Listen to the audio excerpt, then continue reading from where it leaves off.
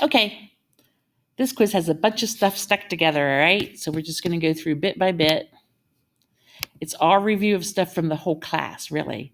So a parent function, remember, is something super plain, like 2 to the x. All right, absolute value of x, x to the third. Any of these could be a parent function. If they've got other stuff on there, they're not parent functions anymore. Like if I multiply the whole thing by a number, that's not a parent function anymore. If I subtract something, again, boo, not a parent function. Or if I have like, try to keep let's keep consistent here. If I have my little x and I've got my to the third, but stuck inside there with the x, I have a minus or a plus 2. Okay, not a parent function. Super plain makes a parent function.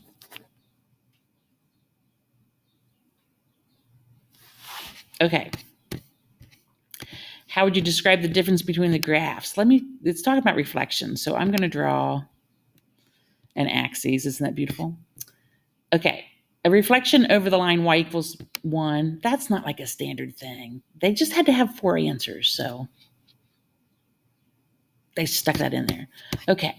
So part B here is talking about a reflection over the y-axis. So that is going this direction. What changes when you reflect over the y-axis? The x does, right? So this is going to be, you're going to stick a negative, you're going to be putting a -1 in. You're going to put negatives with the x, okay? So for instance, if I had y equals x squared, that's kind of a bad example. How about if I say y equals x to the third? Then the other thing would be y equals, and they'll just have a negative x in there instead of a positive x. Okay? So you switch the x's. If it's a reflection over the line y equals x, then you're going to switch y and x. Anywhere you saw an x, put a y. Anywhere you saw a y, put an x. Okay? Reflection over the x-axis, that, my friends, is going to go this direction, right? If I'm going to go over the x-axis. So you want the y to change signs, but the y is like f of x. So what happens with this is they just put, like if I have this, they just put a negative out in front of it. Okay? Instead of sticking it in with the x, we're going to stick it way out front. Okay. Compared to 3 log x, how would you describe the graph of 6 log x? Well, if they're multiplying by a number, that's going to be a vertical stretch, right? And what do we call it if they're going to multiply by something smaller? That's going to be a vertical compression. They've squished it.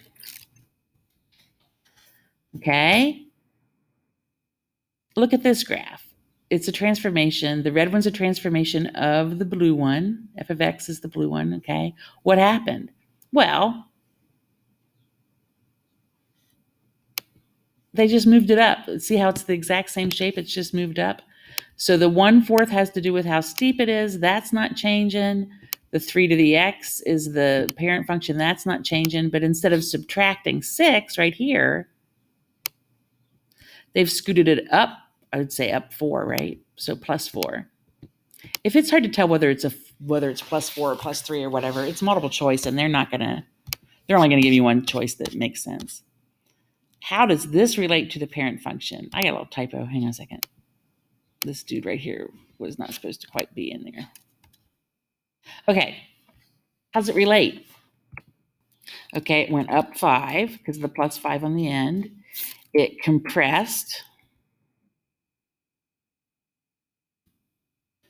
2/5 because the 2/5 out front, okay? It went, well, let's say shift. That's nice. Shifts. See the x minus 7? That's how it's going to move sideways. So minus 7 would make you think it's going to the left, but it's not. It's going to the right.